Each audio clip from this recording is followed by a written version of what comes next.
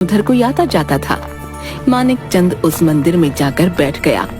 सारी बातें सोच सोच कर मानिक चंद अपना आपा खो देते हैं और उस खंडहर की चौखट पर सिर पटक पटक कर अपनी जान देने की कोशिश करने लग जाते हैं। सिर पटकने से होने वाला दर्द राजा की बुद्धि के द्वार खोल देता है। उसे ही आभास हुआ, मेरे ना होने से मेरी पत्नी और परिवार की स्थिति और भी ज्यादा बिगड़ती जाएगी। नहीं, मैं आत्महत्या नहीं कर सकता। इसलिए मानिक चंद ने आत्महत्या का इरादा बदल दिया। सिर पटकने की वजह से बहुत खून निकल रहा था और वो खून उसी खंडहर के पास रखे एक फूलदान पर गिरता है। जैसे ही खून उस फूलदान में गिरता है, फूलदान में से एक जिन निकलकर बाहर आ जाता है। मानव के खून की प्यास आज जाकर बुझ पाई। मैं आजाद हो गया। कौन हो तुम? मैं इस खंडहर का जिन हूँ।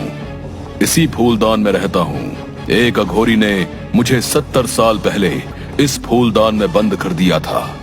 फिर तुम बाहर कैसे आ गए? उस अघोरी ने कहा था कि मेरे मरने के बाद किसी भी इंसानी खून के स्पर्श से मुझे मुक्ति मिल जाएगी।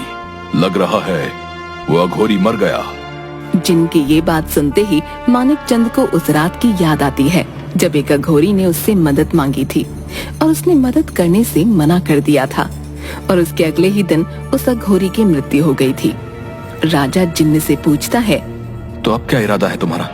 मैं तुम्हारे शरीर पर कब्जा करके इस दुनिया में राज करूंगा। वो कैसे? जिस शरीर के खून से मुझे मुक्ति मिलेगी, उस शरीर को धारण कर लेने से मेरी शक्ति 7 गुना बढ़ जाएगी। मैं तुम्हें खत्म करके तुम्हारा शरीर हासिल कर लूंगा। मुझे छोड़ दो। अभी कुछ देर पहले तक मुझे मौत का बिल्कुल भी डर नहीं था, पर अब मुझे मेरे परिवार की चिंता हो रही है। कैसी चिंता? बोलो। मैं तुम्हारे शरीर के बदले कुछ भी करने को तैयार हूँ। ये एक बहुत बड़ा निर्णय है जिसे मैं तुरंत नहीं ले सकता। मुझे मेरे परिवार से एक बार चर्चा करनी होगी। ठीक है, ये इत्र लो। मैं तुम्हें 1 महीने का वक्त देता हूँ। ये इत्र 1 महीने तक खत्म नहीं होगा। इस इत्र की खुशबू जहां तक फैलेगी, तुम्हारा राजपाट तुमको वहां तक मिलता रहेगा। उस क्षेत्र में मौजूद लोग तुम्हें फिर से राजा मानने लगेंगे। ठीक है, मैं तैयार हूँ। याद रहे, ठीक 1 महीने बाद तुम अपने आप अपनी स्थिति में बेहोश हो जाओगे और तुम्हारे शरीर पर मेरा कब्जा हो जाएगा। फिर मैं इस दुनिया का सबसे ताकतवर इंसान बन जाऊंगा।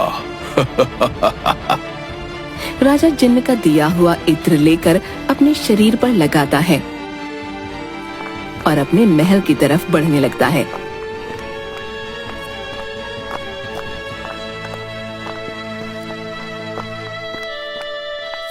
जहां जहां से राजा गुजरता गया, वहां पर उसको अद्भुत बदलाव देखने को मिले।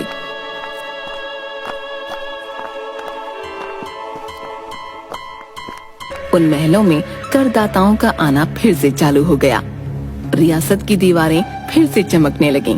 जिन्न के दिए गए इत्र की खुशबू ने राजा मानिक चंद की राजशाही को फिर से लौटा दिया। एक दिन उस राजशाही के वापस मिलने के बारे में राजा की पत्नी ने राजा से जिक्र किया। इतना बदलाव कैसे हो रहा है? ये शोहरत मेरे जीते जी बस कुछ ही दिनों की मोहताज है। राजा ने पूरी बात अपनी पत्नी को बताई। ये सब सुन राजा की पत्नी जोर जोर से रोने लगी। उस जिन से कहिए कि अपना सारा राजकाज वापस ले जाए। मैं आपको कहीं नहीं जाने दूंगी। अब कुछ नहीं हो सकता। 1 महीने के बाद मेरी मृत्यु निश्चित है। मैं बस 1 महीने का जीवन इसलिए बचाकर जी रहा हूँ ताकि अपने परिवार को इस काबिल कर जाऊं कि तुम्हें वापस दहलीज लांग कर बाहर काम करने के लिए सोचना भी ना पड़े। मैं कहीं नहीं जाऊंगी और न ही आपको जाने दूंगी। खुद पर काबू लाओ। कल 1 महीना पूरा हो जाएगा और मैं कल हमेशा के लिए तुम सभी को छोड़कर चला जाऊंगा। वो रात और आने वाला दिन पूरी तरह डर में बीतने लगा। राजा महीने के आखिरी दिन उस जिन के पास वापस आने का इंतजार करने लगा। सुबह से लेकर शाम बीत गई पर जिन नहीं आया। राजा के मन में जीवन के प्रति चेष्टा और चाह बढ़ने लग गई।